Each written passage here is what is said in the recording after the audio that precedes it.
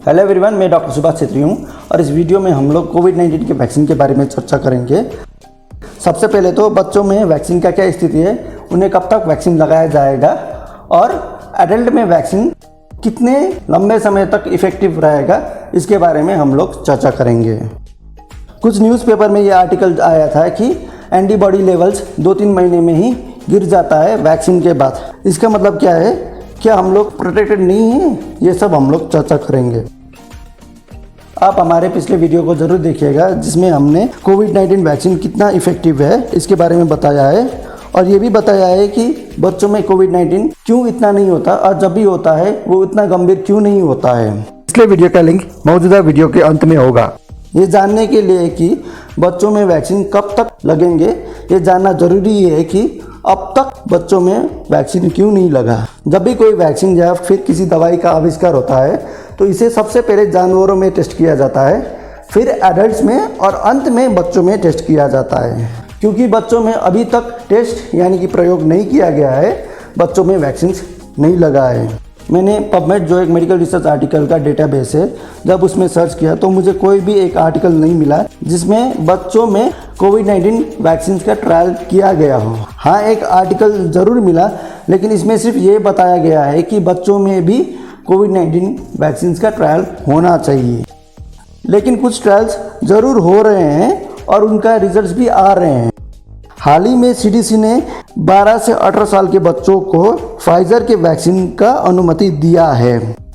ये एक emergency use authorisation है।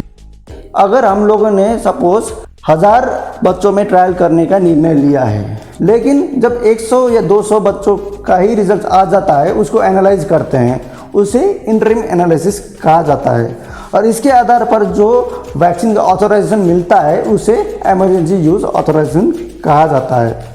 CDC ने ये भी बताया है कि 12 साल के छोटे बच्चों का डेटा सितंबर के अंत तक मिल जाएगा और 2 साल के छोटे बच्चों का डेटा इस साल के अंत तक मिल जाएगा।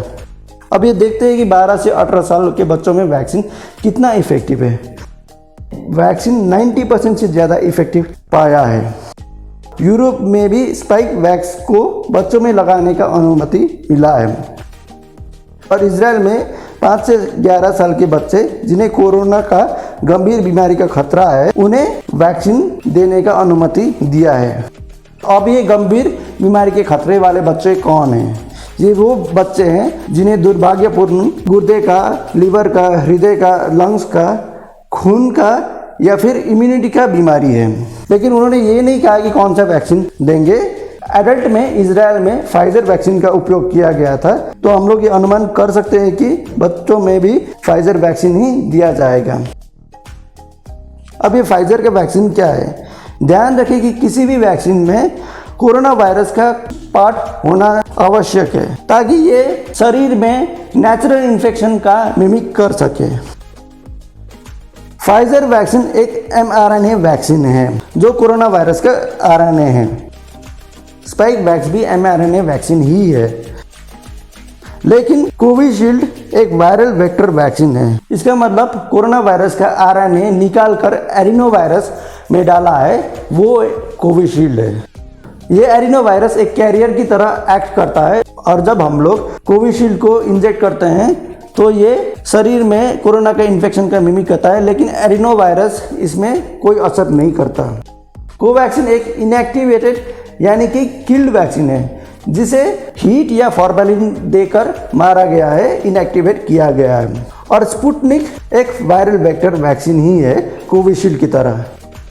ये 3 वैक्सीन कोविशील्ड, कोवैक्सीन और स्पुतनिक भारत में लाइसेंस्ड है, लेकिन ये फाइजर वैक्सीन और स्पाइक वैक्स से काफ़ी अलग है। फिर भी एम्स के निदेशक ने कहा है कि सितंबर तक बच्चों में वैक्सीन उपलब्ध होगा और हमारे हेल्थ मिनिस्टर ने ये कहा है कि अगस्त में ही बच्चों में वैक्सीन उपलब्ध होगा। इसका मतलब ये है कि बच्चों में वैक्सीन जल्दी दिया जाएगा। अब बच्चों में वैक्सीन के क्या साइड इफ़ेक्ट होंगे?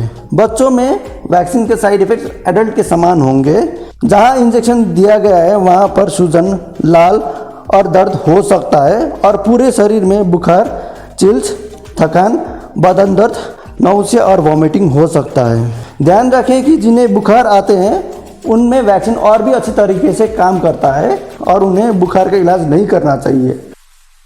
कुछ दिन पहले लैंसेट जो एक बहुत ही रेप्यूटेड मेडिकल जर्नल है, उसमें बताया गया है कि फाइजर और एस्ट्राजेनेका वैक्सीन लगाने के बाद शरीर में एंटीबॉडी लेवल 2-3 महीने में ही गिर जाता है। ध्यान रखें कि एस्ट्राजेनेका वैक्सीन कोविशील्ड वैक्सीन है, लेकिन क्या इसका मतलब ये है कि इम्यूनिटी भी गिर जाता है? इसे समझने के लिए हम लोग देखते हैं कि वैक्सीन लगाने पर शरीर में क्या होता है। जैसे कि मैंने पहले कहा, वैक्सीन में वायरस का पार्ट होता है ताकि वो नेचुरल इन्फेक्शन को मिमिक कर सके। जब भी किसी को वैक्सीन लगता है या फिर नेचुरल इन्फेक्शन भी होता है, तब कुछ दिनों बाद एंटीबॉडी लेवल बढ़ जाता है। इसे प्राइमरी रिस्पॉन्स कहते हैं। एंटीबॉडी के साथ कुछ मेमोरी सेल्स भी एक्टिवेट हो जाते हैं। कुछ महीने बाद जब सेकेंड डोज लगता है वैक्सीन का, तब एंटीबॉडी लेवल फिर से ऊपर जाता है, लेकिन इस बार एंटीबॉडी लेवल बहुत ही जल्द ऊपर जाता है और बहुत ज़्यादा ऊपर जाता है। इसे सेकेंडरी रिस्पॉन्स कहते हैं। ये वो मेमोरी सेल्स के कारण होता है। इसके बाद कुछ महीनों में एंटीबॉडी लेवल गिर जाता है, लेकिन फिर भी शरीर में मेमोरी सेल्स रहते हैं। दूसरी तरफ इम्यूनिटी भी 2 तरीके का होता है, एक एंटीबॉडी मीडिएटेड और दूसरा सेल मीडिएटेड, जो बिना एंटीबॉडीज़ के काम करता है। और वायरस के इन्फेक्शन में सेल मीडिएटेड इम्यूनिटी बहुत ज़्यादा इंपॉर्टेंट है, एंटीबॉडी मीडिएटेड इम्यूनिटी से भी ज़्यादा। तो इसका मतलब ये है कि भले ही एंटीबॉडी लेवल कम हो जाए, फिर भी हम लोग प्रोटेक्टेड रहते हैं। इसका एक उदाहरण देखते हैं। जब भी हम लोग हेपेटाइटिस बी वैक्सीन लगाते हैं, जो 3 वैक्सीनेशन डोजेस का शेड्यूल होता है, और उसके बाद एक बार एंटीबॉडी लेवल ऊपर चढ़ जाता है, फिर भविष्य में अगर एंटीबॉडी लेवल गिर भी जाता है, तब भी हम लोग प्रोटेक्टेड रहते हैं पूरे जीवन भर बिना कोई बूस्टर डोजेस के। लैंसेट का आर्टिकल जिसके बारे में मैंने पहले जिक्र किया था, उसमें भी ये पाया गया है कि एंटीबॉडी लेवल गिरने के बाद भी हम लोग महीनों तक प्रोटेक्टेड रह रहे हैं। दूसरे ट्रायल्स में भी यही पाया गया है। तो अंत में क्वेश्चन ये रहता है कि हम लोग वैक्सीन लगाने के बाद कितने समय तक इम्यून रहते हैं, महीनों तक या फिर सालों तक?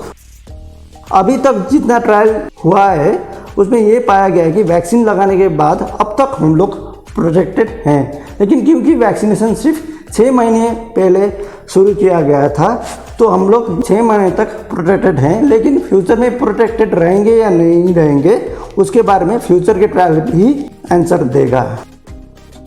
आशा है ये वीडियो आपको पसंद आया। यदि आपको ये वीडियो पसंद आया तो इसे लाइक कर दीजिएगा। हमारा फेसबुक पेज जिसका नाम भी है चाइल्ड हेल्थ एजुकेशन, उसको भी आप लाइक कर दीजिएगा।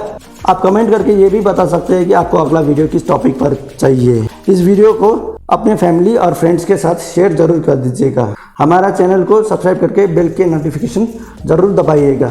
हमारा वेबसाइट का नाम है childhealtheducation.net, जहाँ पर हम लोग ब्लॉग आर्टिकल्स डालते हैं हिंदी, अंग्रेजी और नेपाली में। जल्दी हम आपसे दोबारा मिलेंगे।